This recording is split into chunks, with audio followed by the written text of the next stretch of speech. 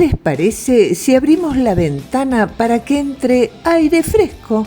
Un programa radial de mujeres de negocios y profesionales del sur. En la conducción, Estela Fandiño y quien les habla, Silvia Cordero. Manejando los hilos de la radio, el inigualable Tano Trifoglio. Esperamos tus mensajes de WhatsApp al 54 911 62 10 24 18. Te esperamos y te damos la bienvenida. ¿Qué te parece, Silvia, si adelantamos a los oyentes los temas de hoy? ¿Cuántos temas para este 27 de febrero? Silvia Vargados nos trae la ludopatía en niños y adolescentes, cómo prevenir y cómo poder ayudar. La doctora Alicia Taliercio, reforma del Código de Procesamiento Civil y Comercial de la provincia de Buenos Aires, Ley 15.513. Nuestro caballero Carlos Dentone nos trae algo sobre el jubilado común.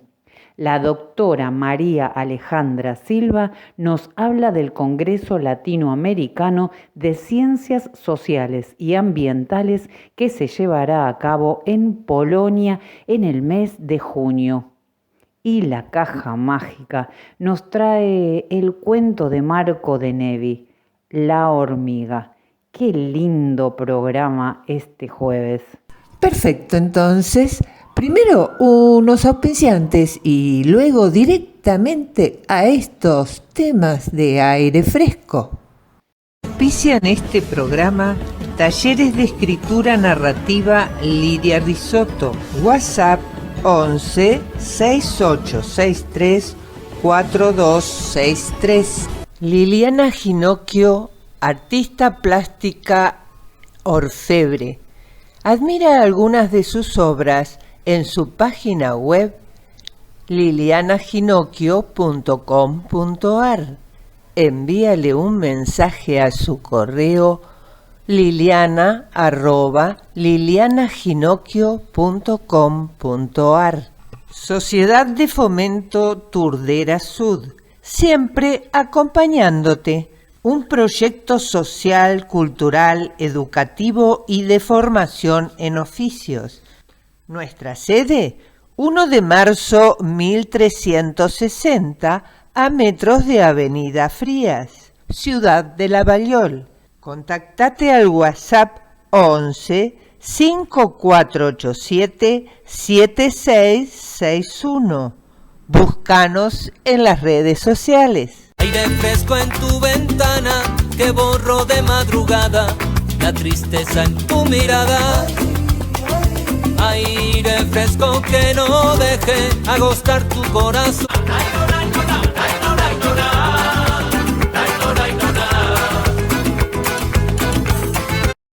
El jueves pasado hablamos de ludopatía en niños y adolescentes con Silvia Vargados. Hoy continuaremos con el tema para saber cómo prevenir y ayudar en estos casos que tanto nos preocupan. Muy buenas tardes, gente linda de Aire Fresco. ¿Cómo están? ¿Cómo estás, Estela? Hoy nos volvemos a encontrar para continuar con un tema que es actual, es profundo y muy delicado: la ludopatía en niños y adolescentes. Espero que los conceptos, los ejemplos y las sugerencias puedan colaborar en el acompañamiento de estas situaciones que hoy estamos viendo que son cada vez más cotidianas. ¿Cómo darnos cuenta que nuestros niños están atravesando este inconveniente y qué podemos hacer para acompañarlos? La ludopatía infantil genera secuelas emocionales y psicológicas como cambios de humor, ansiedad, tristeza, irritabilidad e insomnio. Por supuesto que tenemos que agregar todo lo que tenga que ver con el deterioro de las dinámicas familiares, la afectividad, la comunicación, alternancias y dificultades en todo lo que tenga que ver con lo escolar, dejar de hacer deportes, aislamiento de sus amigos y obviamente todo lo que sea disruptivo dentro del sistema normativo, la relación con sus familiares, etc. ¿Qué podemos hacer entonces para comenzar a acompañar, revertir y prevenir que nuestros niños y jóvenes ingresen en este trastorno, en esta adicción que es la ludopatía?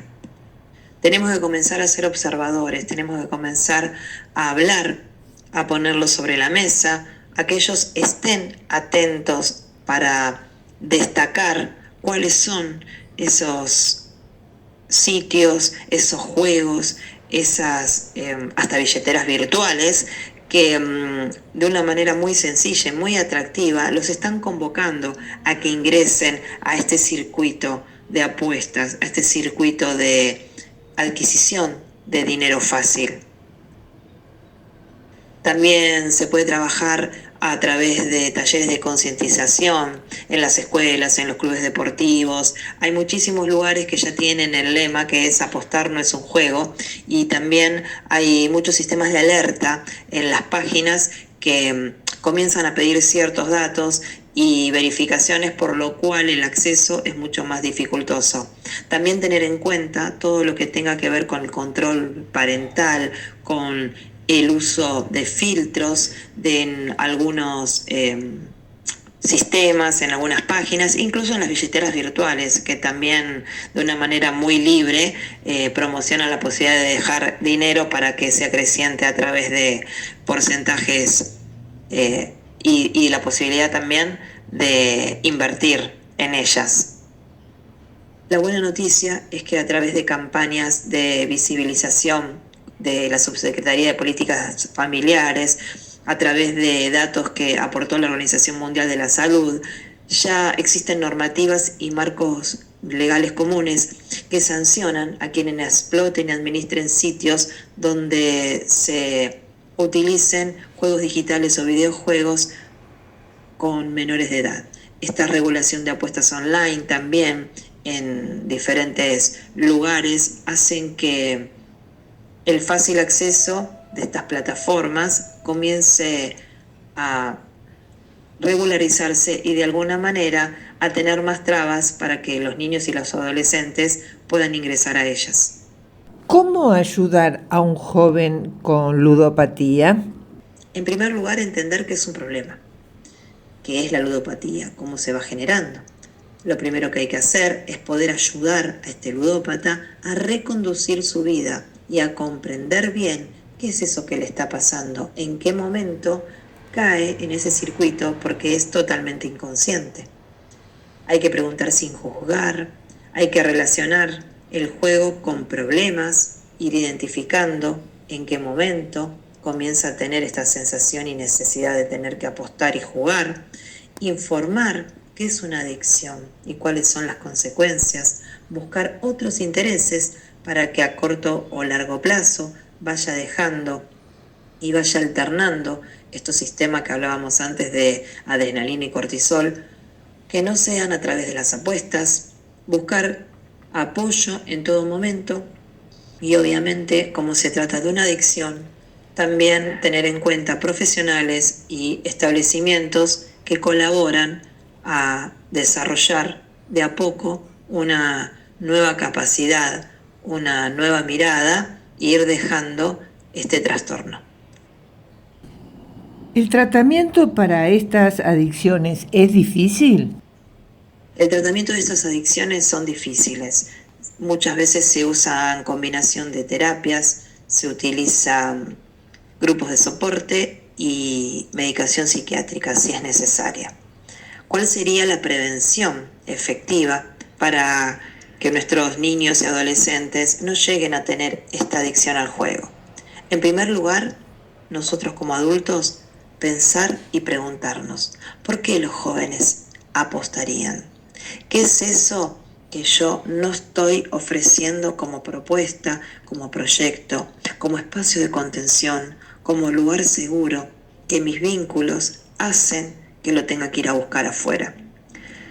Entiendo que es un desafío, que es algo a rediseñar y que quizás no todos estén en condiciones de poder abordarlo, pero es una herramienta y un recurso útil para comenzar a gestionar habilidades emocionales en estos niños, en estos adolescentes, en estos jóvenes, que el día de mañana van a ser nuestras futuras generaciones y que tienen que estar preparados física, psíquica, emocional y espiritualmente para un planeta mucho mejor.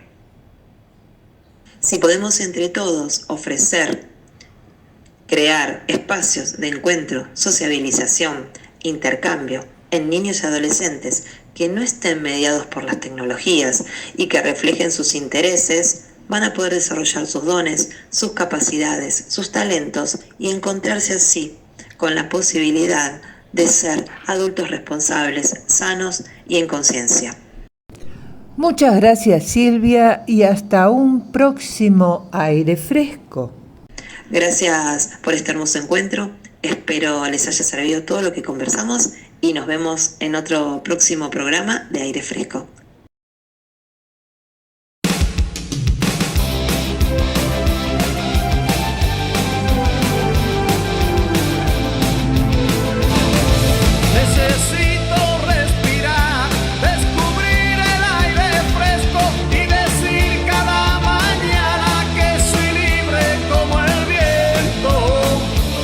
Llegó la hora de escuchar a la doctora Alicia Taliercio.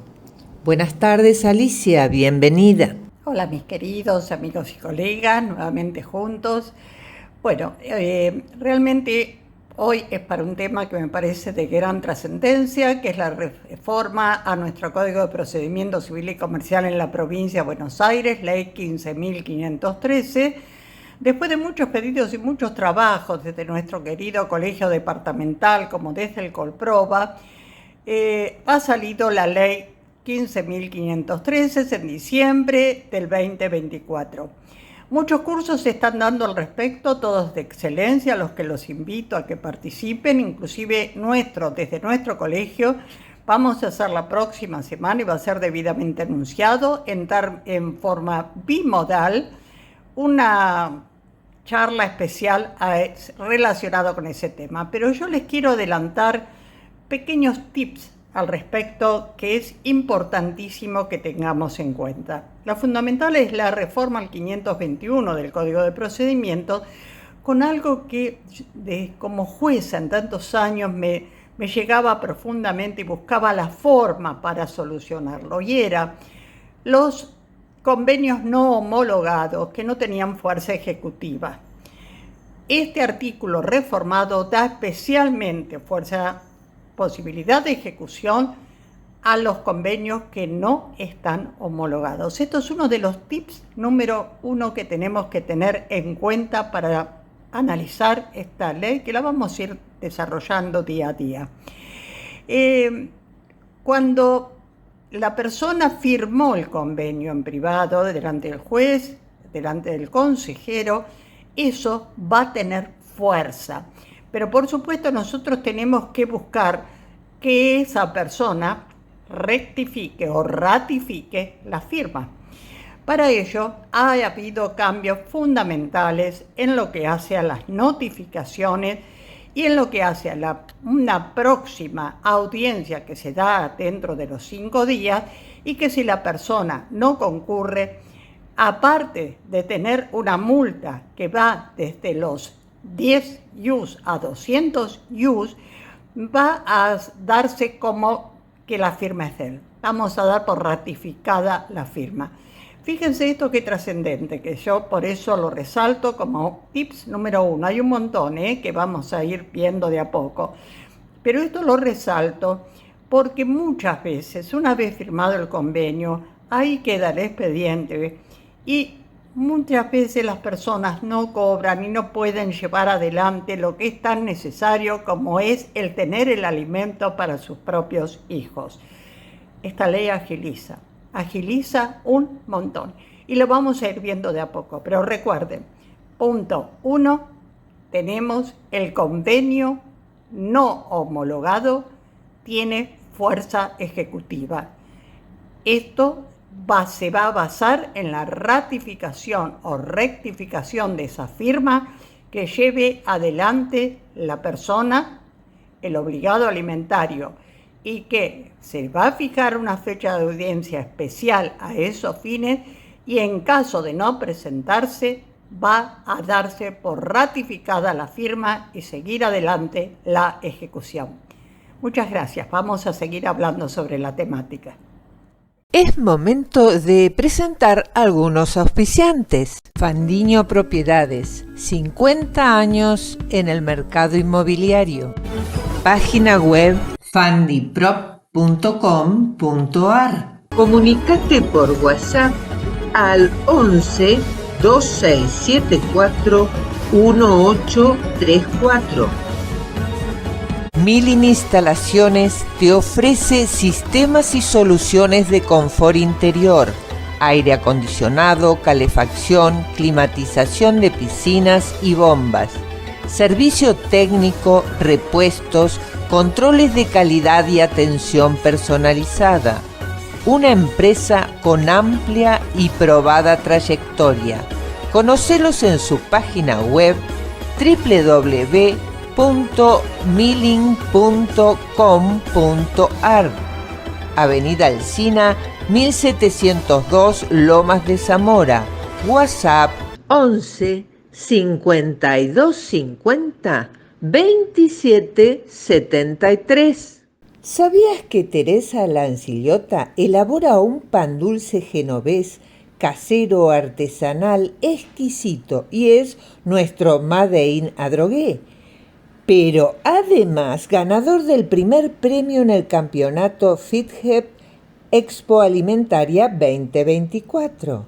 Este pan dulce se vende por mayor y menor para degustar todo el año. Te dejo su teléfono 11 40 38 55 51. Seguila en su Instagram, @lancillotateresa. Aire fresco en tu ventana que borro de madrugada la tristeza en tu mirada. Aire fresco que no deje agostar tu corazón.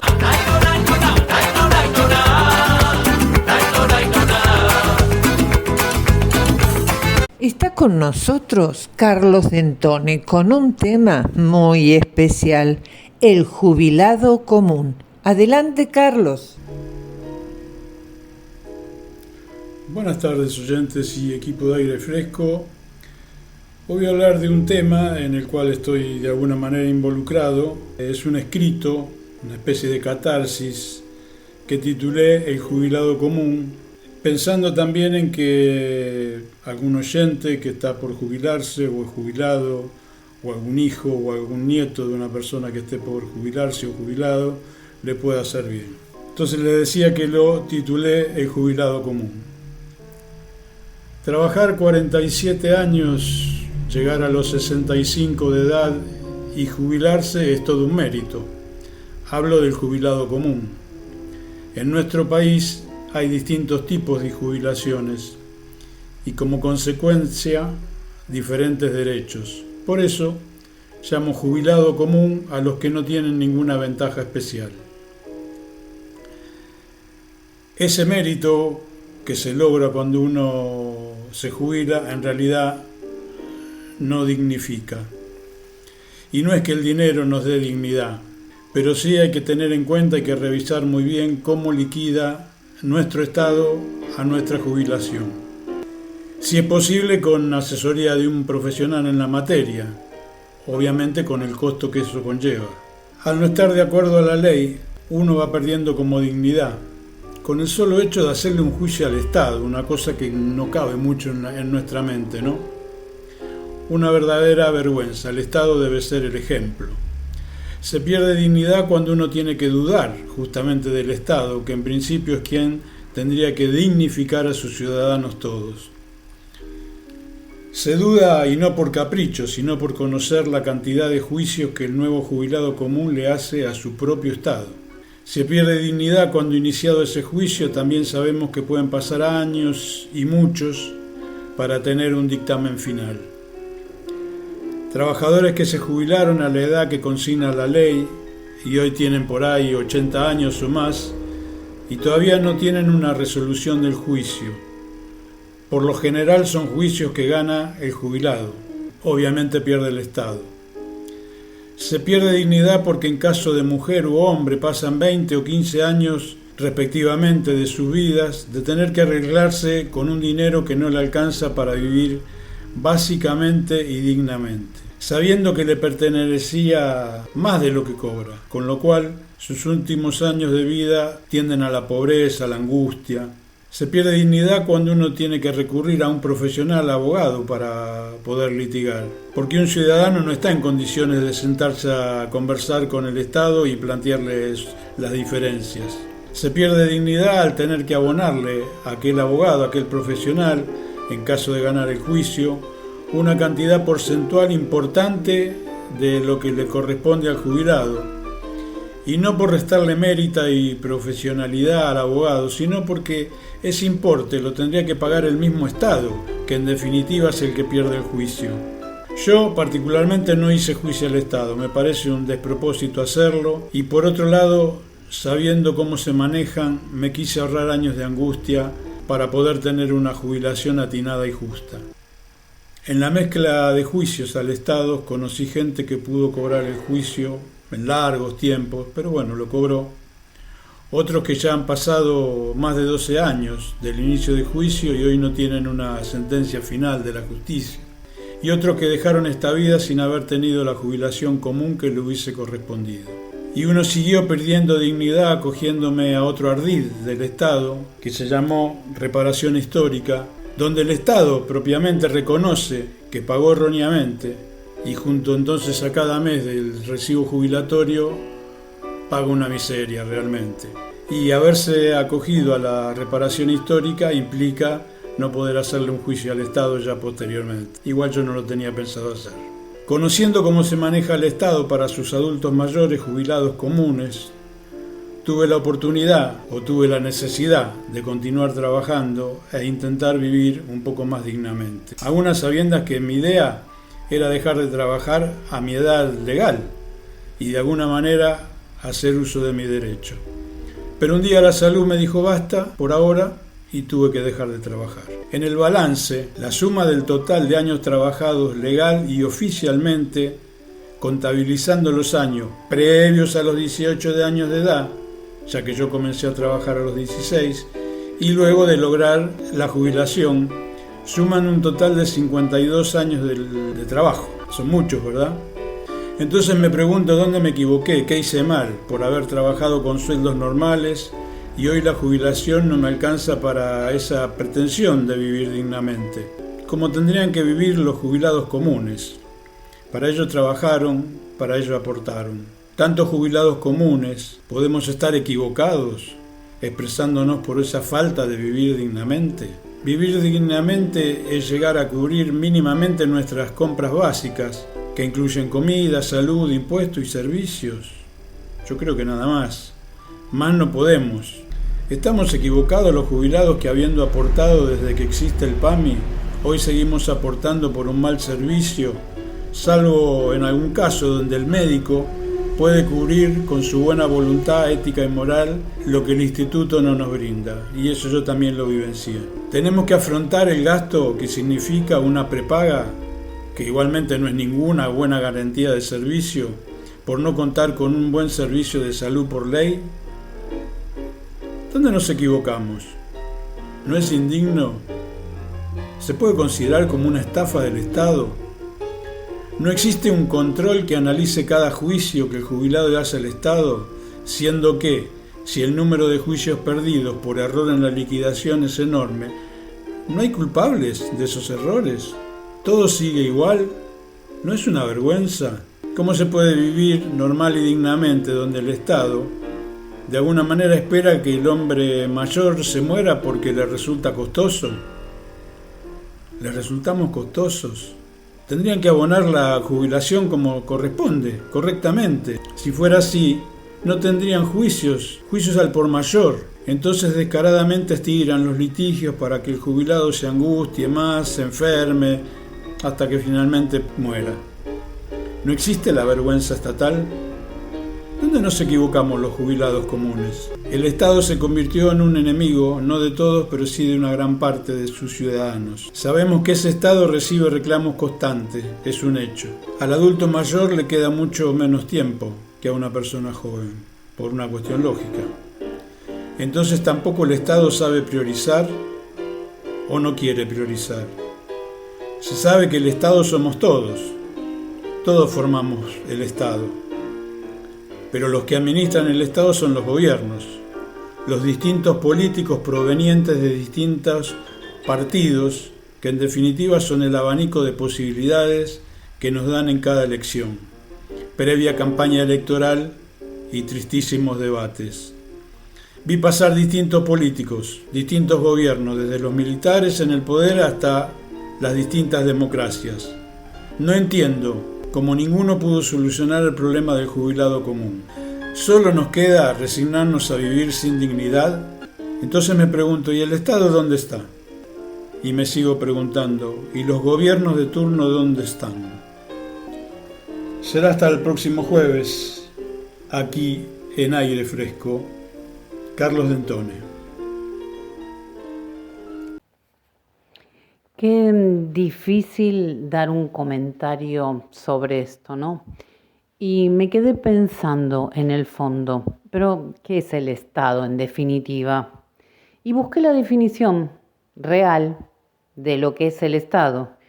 Y un Estado no es más que una organización política constituida por un conjunto de instituciones burocráticas, supuestamente estables o más o menos, a través de las cuales se ejerce el monopolio del uso de la fuerza aplicado a una población dentro de unos límites territoriales establecidos. Esa es la definición real de Estado, o sea, la que uno puede encontrar en cualquier diccionario. Entonces, es tan para decirte, che, yo te ahorro tu plata y después te la doy al final de tu vida. Si llegás, como le pasó a mi padre que nunca llegó, y mi madre para poder cobrar esa pensión tuvo que hacer un montón de vericuetos. Si nos remitimos no solamente a este país, nos vamos a Europa donde un jubilado gana 500 euros, que con eso no vive. Nos vamos a Estados Unidos donde una jubilación, una pensión casi no existe. Te das cuenta que es a nivel mundial. Y escuchar decir muchas veces de políticos o de gente en cargos importantes, los viejos viven mucho. Ahí es donde te das cuenta, mi querido Carlos Dentone, que a nadie le importan los viejos. ¿Será que nos tenemos que morir jóvenes? ¿O será que tenemos que pensar en decir, che, esto me lo guardo desde joven para mi jubilación, pensión o como quieras decirle? Porque el Estado no me va a ayudar. Papá Estado nunca te cuida, solamente te controla. Es momento de presentar algunos auspiciantes. Telas Plásticas Miliavaca. Amplia gama de artículos para viveros, loneras, librerías, bazar y ferretería. Impresiones de gran formato e insumos para cartelería. Consulta su página web miliavaca.com. Envíos a todo el país. Estudio Contable Estela Capese y Asociados. Somos un estudio contable integral donde brindamos asesoramiento no solo impositivo, sino también integral para tu empresa o emprendimiento. Nuestras oficinas se encuentran en Banfield, Carlos Croce 928, primer piso, oficina 1, y en Capital Federal, Avenida Belgrano 687, piso octavo, oficina 33. Teléfonos 3750 1070 y por WhatsApp Business 11 3862-7828. Doctora Irma Inés López, abogada, civil, familia y sucesiones. Teléfono 11 49 49 39 43.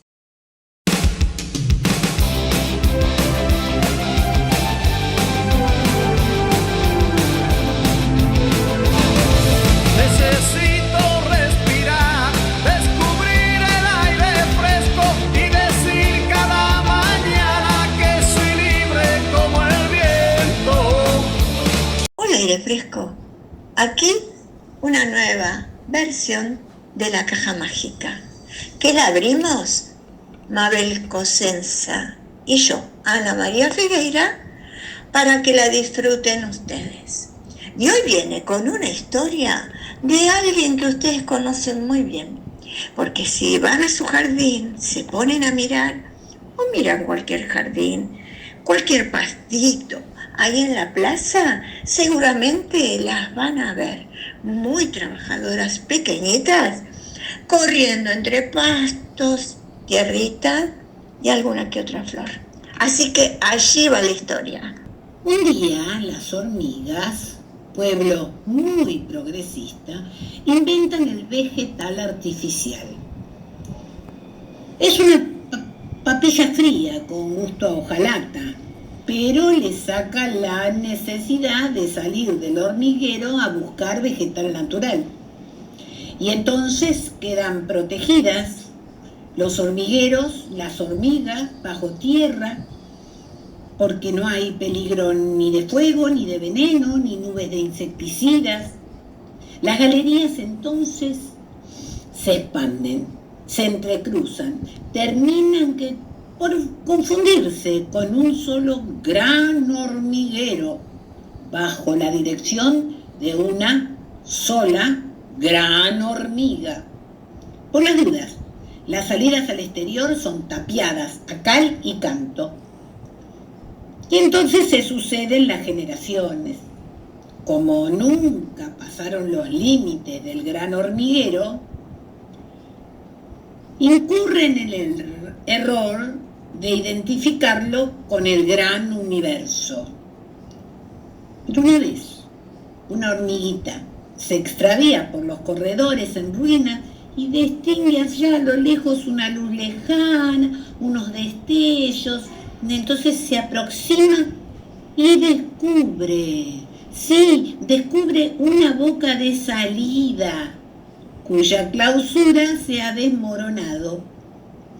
Ella tiene entonces el corazón palpitante. La hormiga sale a la superficie de la tierra y entonces ve una mañana, ve un jardín y tallos y hojas y flores y brotes, yemas, pétalos, estambres, rocío. Ve un jardín y ve una rosa amarilla. Todos sus instintos despiertan bruscamente, se abalanza sobre las plantas, empieza a talar, a cortar, a comer y comer y comer y se da un atracón. Y después, relamiéndose, decide volver al gran hormiguero para contar la noticia. Entonces baja, busca a las hermanas, trata de explicar lo que ha visto y entonces grita, arriba, arriba, luz, luz, jardín, hojas, verde, flores. Las demás hormigas no comprenden qué es lo que dice esta hormiga. Piensan que está loca, que tiene un lenguaje delirante. Creen que la hormiga se ha enloquecido y entonces la matan. La historia que acaban de escuchar se llama La hormiga y la escribió Marco de Nevi, escritor y periodista argentino, escritor de cuentos y de obras de teatro. Ustedes deben recordar Rosaura a las 10, ¿sí? Bueno, esta historia tan bella, tan tierna, tan sencilla, creo que nos lleva a una profunda reflexión. Así que, por hoy, cerramos la caja mágica y nos volveremos a encontrar. Vamos a hacer un comentario sobre este cuento maravilloso. Hace poco hablamos de primado negativo y esto, la verdad que parece un primado negativo. Si bien la historia es como que se repite, y ahora voy a decirte por qué, estas cosas de cómo van cambiando las cosas en el mundo, ¿no? Él hablaba de una sociedad progresista y hoy hablar de progres es casi como un insulto para otro tipo de organizaciones políticas. Verdaderamente el cambio del uso de las palabras es fabuloso, ¿no? Estudiándolo, no porque sea fabuloso. Pero ¿por qué me hace retrotraer y me hace pensar en una fábula también muy antigua, que es la fábula de la caverna? Vos sabés que en el mito de la caverna, el prisionero que asciende al mundo exterior, yo recomiendo leerla porque es excelente esta fábula. Este prisionero que asciende al mundo exterior pasa de la oscuridad a la luz, de la ignorancia al conocimiento. Por su parte, los prisioneros que permanecen dentro son una metáfora de la condición de las personas en una sociedad moderna. En la sociedad moderna de Platón, en la sociedad moderna de Marco de Nevi, y hoy te dirían la oveja negra. ¿Cuántos nos hemos tenido que bancar este título por tener un pensamiento distinto, ¿no? Un pensamiento crítico, por no obedecer a todo, no por desobedecer, sino por pensar distinto, o por lo menos por dudar y decir, bueno, che, yo voy a estudiar qué es lo que me estás diciendo. Hoy somos las ovejas negras, en el hormiguero de Marco de Nevi era la hormiga que se había puesto desquiciada, y en el cuento, la fábula de Platón, era un renegado, un esclavo que quería dejar de ser esclavo. Las historias se repiten y eso significa que no aprendemos nunca. Fíjense a nivel social actual cómo hay gente que quiere manejarnos, ni siquiera hablo de políticas nacionales, pero sí que quieren manejar a la sociedad y dicen que te van a cuidar y te van a proteger. Necesito respirar, descubrir el aire fresco y decir cada mañana que soy libre como el viento. Visita Aire Fresco la doctora María Alejandra Silva, licenciada en Ciencias Políticas de la Universidad Nacional de Rosario, magíster en Política de la Flasco, doctora en Sociología de la UBA. Buenas tardes, María Alejandra. Hola Estela, ¿cómo estás? Gracias por invitarme al programa. María Alejandra, nos hemos enterado por información que nos has mandado sobre el Congreso Latinoamericano de Ciencias Sociales y Ambientales que se llevará a cabo en junio en Polonia, ex Europa del Este. Bueno, quería que nos pudieras contar algo sobre el tema. Organiza la Universidad de Varsovia junto con universidades de México y Colombia. Es interesante que la sede sea en ex Europa del Este, sobre todo porque muchos de nosotros tenemos relación con ellos a nivel sanguíneo, ¿no? Por ejemplo, en mi caso, mi mamá, Luzminda Cusi, es hija de Juan Cusi, que vino antes de la Segunda Guerra desde allí, ¿no? Es decir, en ese momento había conflicto ya entre Ucrania y Polonia y se avecinaba la Segunda Guerra y muchos jóvenes, mi abuelo Juan tenía 18 años y vino aquí, y en nuestros países tenemos gente de Polonia, ¿no? Que han venido así como mi abuelo, así que hay una relación, por eso llama la atención que se haga en la ex Europa del Este, pero es importante porque son lazos que hay a nivel académico, pero también hay a nivel personal. ¿Qué temas se abordarán en ese congreso? Bueno, los conflictos por la apropiación de los recursos, las sociedades divididas, los problemas de la autoridad para resolver las expectativas de la ciudadanía, las sociedades perdidas y marginadas, los mecanismos para el desarrollo local y regional para resolver esos problemas, y también las distintas formas del desarrollo, ¿no? Es decir, el desarrollo sustentable, sostenible en la ciudad, en el campo, cómo pensar el desarrollo. Y respecto al medio ambiente, ¿qué se va a debatir? Bueno, justamente la apropiación de las tierras, por ejemplo, generan conflictos y se requiere de la intervención de la justicia, así que se va a hablar de la justicia ambiental, que es un campo nuevo en muchos países, incluso acá en Argentina, algunas provincias nada más tienen un tribunal ambiental. Y el otro tema van a ser las migraciones por motivos ambientales, es decir, cuando actividades productivas generan daño, deterioro en el medio ambiente después reacciona con cambios como sequías, inundaciones, y eso genera desplazamiento o movilidad humana, porque es gente que se queda sin sus estrategias de sobrevivencia, estrategias de alimentación, y entonces debe migrar. Así que otro de los temas es el desplazamiento interno y externo por motivos ambientales. ¿Habrá alguna mesa sobre el caso de Argentina?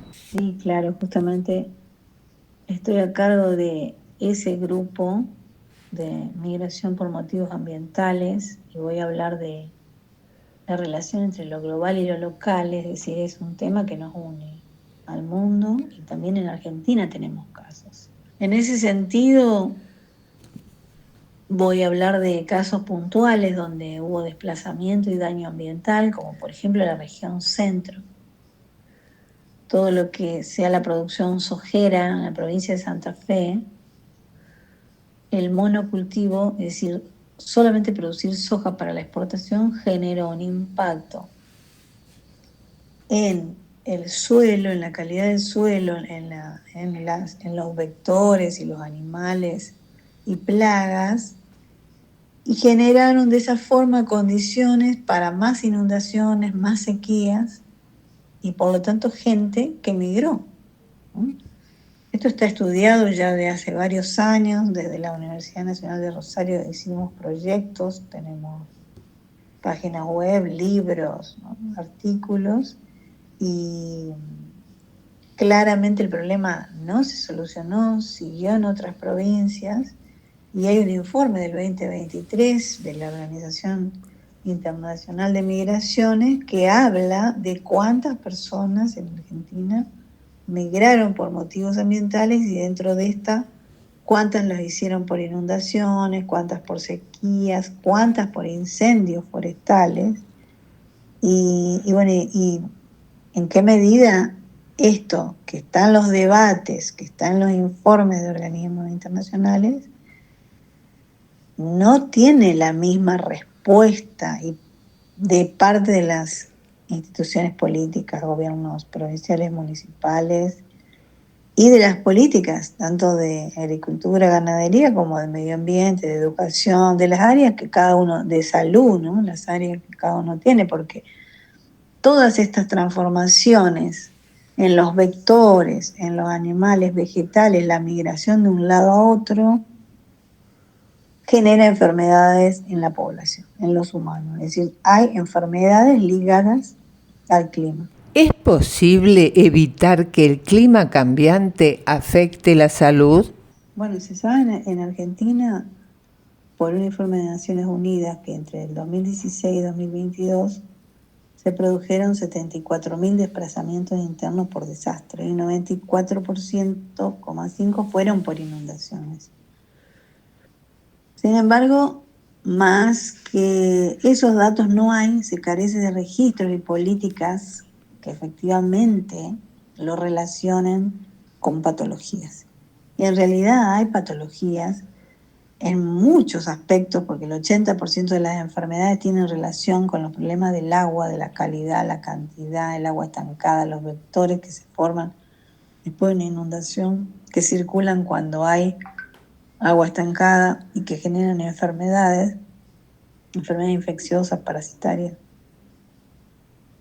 Sin embargo, no hay ese registro, no hay políticas. Hay formas, sí, de relacionar clima y salud, hacer un mapeo de los problemas, definir los indicadores más importantes y capacitar a gestores, a la comunidad y a los profesionales. Por ejemplo, en Brasil, la Fiocruz desde 2018 lo viene haciendo. Uno puede consultar los indicadores de aire, agua, del medio ambiente en general, de los vectores que hay en esos lugares, por esas condiciones, del medio ambiente en general y los indicadores sociales, porque sabemos que la pobreza es un determinante que le aumenta gravedad al problema, porque son los que más sufren por las condiciones de vida, la vivienda, el lugar donde viven, que no tienen muchas veces recolección de residuos, que sus animales, incluso sus mascotas, ni siquiera están controlados en cuanto a su salud, y están más expuestos a ratas, víboras, es decir, que pueden transmitirle enfermedades, ¿no? En el caso de Brasil hay todas estas actividades, es decir, se puede prevenir. Lamentablemente en Argentina no hay. Desde el sistema de salud, ¿se puede intervenir para evitar mayores daños del clima? Y sí, para prevenir estas enfermedades, porque incluso hay informes de UNICEF del impacto que tienen en los niños. Casi la mitad de los niños del mundo están frente a un riesgo ambiental, ya sea, como decíamos hoy, de falta de agua, es decir, de sequía, ¿no? Que la falta de agua impacta en la nutrición, en la desnutrición, en la deshidratación del niño, en infecciosas, porque los padres no pueden lavar los alimentos, ni higienizar al niño. Entonces, hay una relación con el agua directa en la salud infantil, y sí se puede modificar en la medida en que, por supuesto, haya diagnósticos y estudios por zonas de riesgos ambientales. No son lo mismo en el lugar donde hace calor que en el que hace frío, en una zona de montaña que de llanura, donde las actividades productivas existen o donde no hay. Si estamos hablando de Santiago del Estero, por ejemplo, ¿no? Sin provincias que son totalmente diferentes, se necesita estudios diferentes. Y después sí, según esas condiciones, el sistema de salud capacitado, incluso con la educación para la salud, es decir, pero primero hay que capacitar a los profesionales, a los médicos, a los trabajadores de la salud, enfermeros, para que diagnostiquen, detecten, registren, estudien, hagan estadísticas. Y después sí, también educar a la gente, obvio, es decir, son distintas estrategias de salud que se pueden hacer desde educación para la salud, desde estudios, investigaciones, formación profesional, pero hace falta poner el eje, digamos, ¿no? En esa relación entre medio ambiente y salud, en ese diagnóstico de los riesgos ambientales y del clima. ¿Estos cambios son responsabilidad del gobierno nacional, provincial o municipal? Bueno, efectivamente las leyes están. Si hay un país que tiene leyes, es Argentina. El problema es que después no las convierte en políticas, no llegan a la gente. Ahora, ¿cuál es el sistema que debe cambiar y el que más llega a la gente? Obviamente que los centros de salud que están en los barrios, en algunas provincias son municipales, en otras son provinciales. Y ya están los organismos, no es que no están. Lo que vos tenés que cambiar es la formación, las prioridades y la capacitación y redefinir las prioridades. Pero todo el país está hablando del cambio climático, todo el país está hablando del impacto que eso tiene en las actividades productivas, no solo en el calor que también nos afecta a los niños y a los adultos mayores de manera primordial y que requieren un cuidado específico desde salud, sino que todo el mundo está hablando de otros cambios climáticos, pero lo que no hacen es poner el eje en salud. Es decir, hablar es una cosa y definir políticas, implementar personal, recursos, es otra. Entonces creo que las leyes están, lo que tienen que tomar son decisiones, las provincias y los municipios, que son los que están más cerca de la gente, que conocen a la gente, que conocen las condiciones en que vive, las condiciones ambientales que requieren ser cambiadas o modificadas. Y yo puedo seguir hablando de las respiratorias y la gente sigue quemando los pastizales en lugar de cortar el yuyo en provincias donde hay muchos terrenos, ¿no? Y entonces si yo no cambio la cultura de que hay que desmalezar, no quemar, voy a seguir con la patología respiratoria en los niños, por ejemplo. Entonces, ¿quién es el que está más cerca? El municipio es el que tiene que pensar cómo impone una cultura de desmalezar y no de quema de pastizales, por ejemplo, ¿no? Entonces, esto no es una cuestión de nación, es una cuestión local y por supuesto que puede ser cambiado desde salud. Hoy en la Argentina no hay Secretaría de Medio Ambiente. ¿Igual se puede generar acciones locales? Claro, no tiene nada que ver. Por ejemplo, Brasil lo está haciendo la Fiocruz, que es una fundación de investigación y formación. Entonces, y lo hace después articulada con los municipios, con salud. Si vos tenés voluntad política de hacerlo, lo podés hacer como tenés la estructura ahora en salud. Y lo haces justamente primero realizando un diagnóstico, un relevamiento interdisciplinario y después articulando con la formación. Pero no necesitas que haya una estructura específica de medio ambiente, ¿no? Lo que tenés que tener es un interés, un foco, una voluntad política en relacionar clima y salud y pensar estrategias en salud. La ciudadanía, las sociedades perdidas y marginadas, los mecanismos para el desarrollo local y regional para resolver esos problemas y también las distintas formas del desarrollo, ¿no? Es decir, el desarrollo sustentable, sostenible en la ciudad, en el campo, cómo pensar el desarrollo. Muchas gracias, María Alejandra, y te esperamos en un próximo Aire Fresco. Agradezco mucho al programa, a tu equipo y mando un saludo grande a la audiencia. Cariños, saludos a todos. Chao, chao. Aire fresco en tu ventana que borro de madrugada la tristeza en tu mirada. Aire fresco que no deje agostar tu corazón.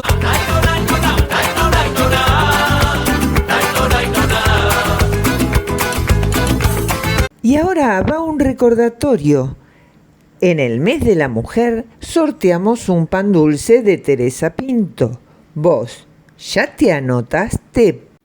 Y Estela, decime cómo hacemos para participar. Los interesados deben mandar un mensaje a nuestro WhatsApp 11 62 10 24 18 con la consigna Yo quiero el pan dulce de Tere. Y ahora escuchamos una invitación que nos hace el director de coro Santiago Cano. Lo escuchamos. Hola, soy Santiago Cano, director invitado del Coro Polifónico Nacional de la Dirección Nacional de Organismos Estables, y quiero invitarlos al concierto que daremos el próximo miércoles 5 de marzo a las 20 horas en el Auditorio Nacional, junto a los solistas Carla Philipsik-Holmes, Alejandro Spies, los pianistas Lorena Eckel y Claudio Santoro y el Coro Polifónico Nacional, en el que interpretaremos el Requiem alemán de Brahms en la versión Londres. Los espero. Auspiciaron Aire Fresco, Telas Plásticas Miliavaca, Milin Instalaciones, Teresa Lanciliota, Pan Dulce y Budines Artesanales, Doctora Irma Inés López, abogada, Estela Capese, Estudio Contable, Fandiño Propiedades, Lidia Risotto, Talleres de Escritura, Sociedad de Fomento Turdera Sud, Liliana Ginocchio, artista plástica. Por hoy se terminó Aire Fresco, pero volveremos la próxima semana. Llegamos hasta el fin del programa. Nos estamos escuchando en el próximo jueves o nos estamos viendo en cualquier momento por YouTube. Que tengas una excelente semana. Cada mañana que se libre como el viento, cantamos una canción y juntos pudimos ver que después de nuestra voz solo se queda el silencio. Comenzamos a soñar, volaron los pensamientos y al mirarte comprendí que tu sueño era mi sueño.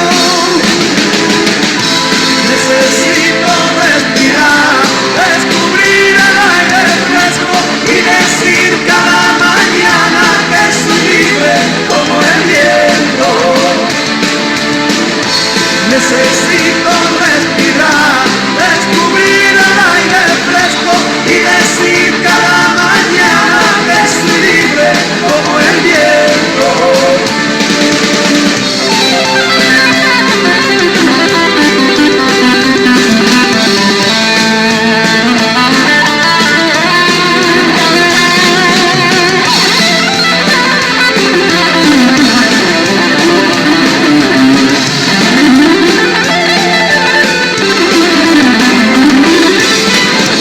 Necesito respirar, descubrir el aire fresco y decir cada mañana que soy libre como el viento.